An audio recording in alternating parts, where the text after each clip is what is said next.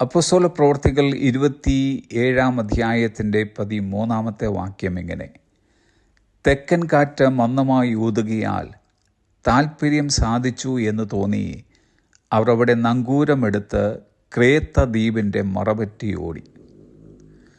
റോമിലേക്ക് തടവുകാരനായി കൊണ്ടുപോകപ്പെട്ടുകൊണ്ടിരുന്ന പൗലോസ് യാത്ര തുടങ്ങിയാൽ സംഭവിപ്പാൻ പോകുന്ന നാശത്തെക്കുറിച്ച് ശതാധിപന് മുന്നറിയിപ്പ് കൊടുത്തത് 10 വാക്യത്തിൽ നാം വായിക്കുന്നു.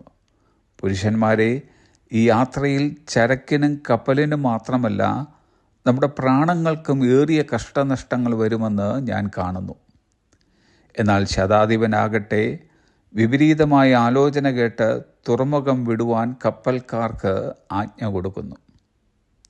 തെക്കൻ കാറ്റ് മന്ദമായി അവർക്ക് അനുകൂലമായി അടിക്കുകയും അവരുടെ താൽപ്പര്യപ്രകാരം തുറമുഖം വിടുവാൻ സാധിക്കുകയും ചെയ്തതിനാൽ പൗലോസ് പറഞ്ഞത് തെറ്റാണെന്ന് അവർ ആരംഭത്തിൽ ചിന്തിച്ചു.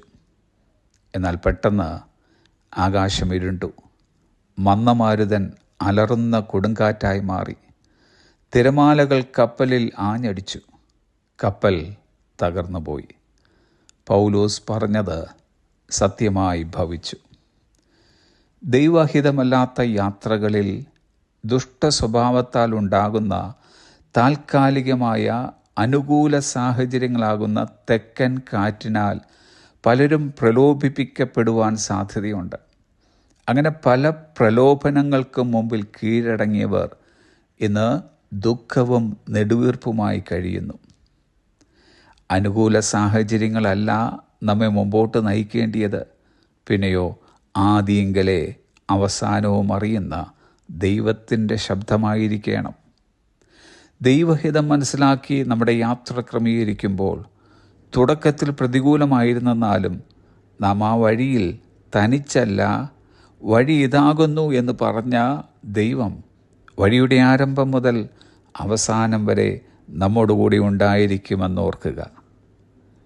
കടൽ ശോഭിക്കുന്നുണ്ടെങ്കിലും കർത്താവ് പറഞ്ഞിട്ടാണ് നാം യാത്ര തിരിച്ചതെങ്കിൽ ചുക്കാൻ പിടിക്കുന്ന നായകൻ തന്നെ സുരക്ഷിതരായി എത്തേണ്ട തുറമുഖത്ത് നമ്മെ എത്തിച്ചിരിക്കും. Have a blessed day.